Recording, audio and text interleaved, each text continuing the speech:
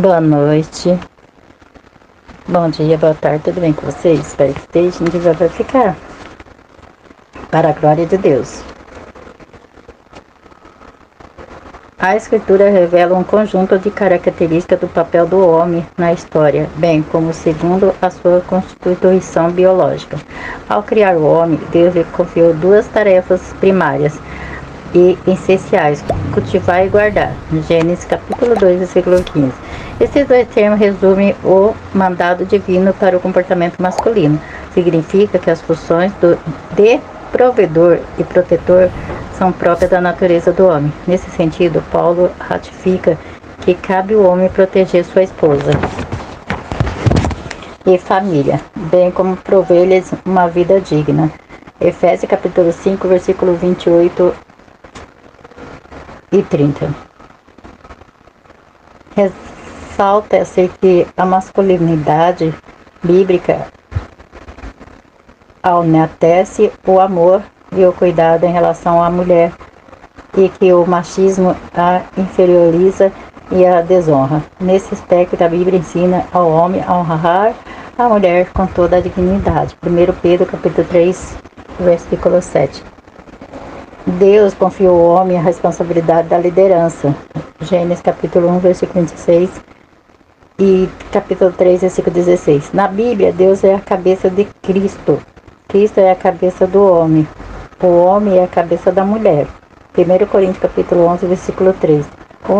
O movimento feminista de viés neomarxista considera esse modelo como um sistema machista opressor para com a mulher. Ao contrário dessa falácia, o apóstolo Paulo revela que o homem deve liderar sua casa do mesmo modo que Cristo lidera a igreja. Efésios capítulo 5, versículo 29. Uma vez que Cristo se entregou pelo bem-estar da igreja, a liderança masculina requer a prática de algum tipo de sacrifício pela mulher. Efésios capítulo 5, versículo 25. Nesse sentido, no exercício da liderança, o homem deve evidenciar virtudes tais como fortaleza, sabedoria e coragem, amor e respeito.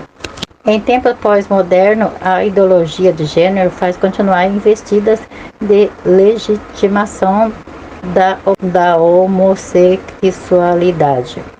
Esse conceito ignora a característica física e biológica, alegando que o ser humano nasce sexualmente neutro. Essa concepção inválida a criação divina da raça humana como ser binário, masculino e feminino. Gênesis capítulo 1, versículo 27.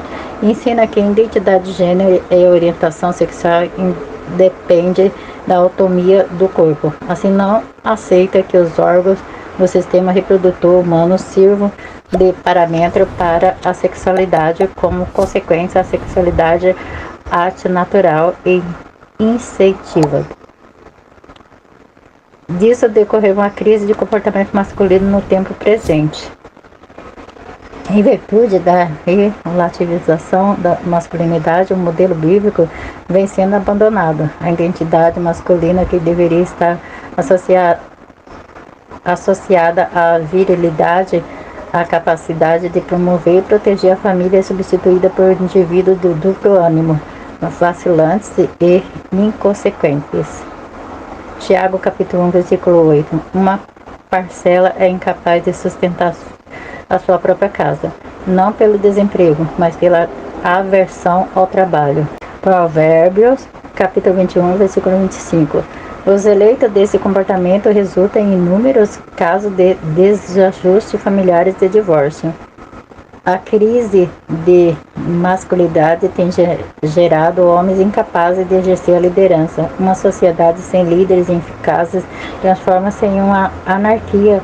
No período de profeta Ezequias, Jerusalém estava imersa na corrupção, fraudes, mentira, opressão, extorsão, imoralidade, injustiça e violência. Ezequiel 22, capítulo 2 ao 13.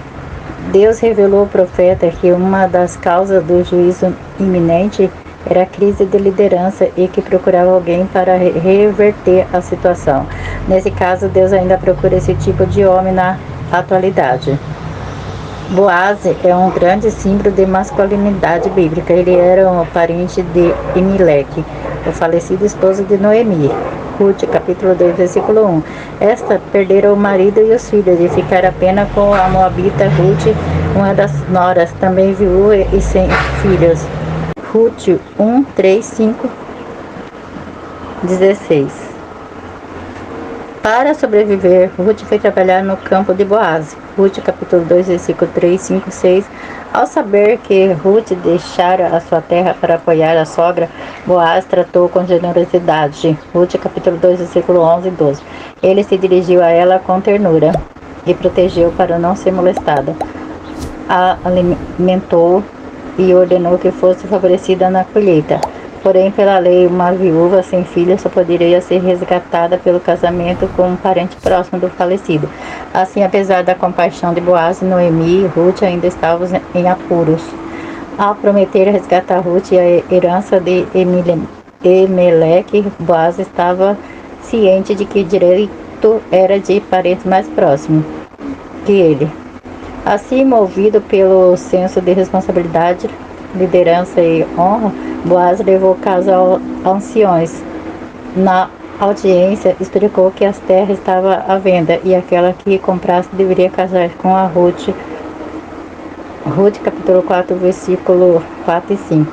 O parente que tinha a primazia autorizou Boaz a comprar as terras e se casar com a moabita, e adquirir a propriedade e tomar Ruth por mulher. Boaz tornou-se o provedor e protetor daquela família. Ao casal gerou Obed, avô do rei Davi, cuja linhagem nasceu o Cristo.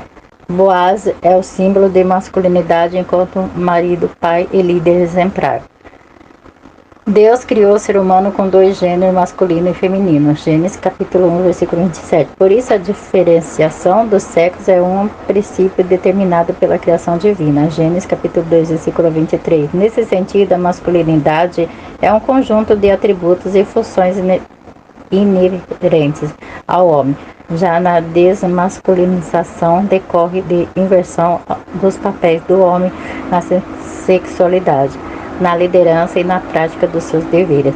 A masculinidade bíblica exige autocontrole, sacrifício e firmeza de caráter no encargo da sua tarefa. Nesse aspecto, a sociedade, a família e a igreja esperam por homens que honrem a sua masculinidade e exercem o papel que Deus os vocacionou a desempenhares.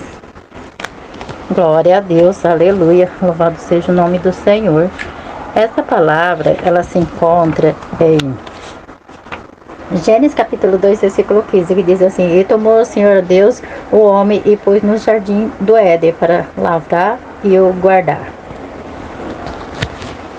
Pai amado, Pai misericordioso, grande Deus, Pai, que esses homens, Senhor Deus, meu Pai, venham abençoar essa esposa, Senhor Deus, tomar conta da esposa, cuidar, Senhor. Muitas pessoas, Senhor Deus, meu Pai, que maltratam a esposa, muitas pessoas, Senhor Deus, que humilham a esposa, Senhor.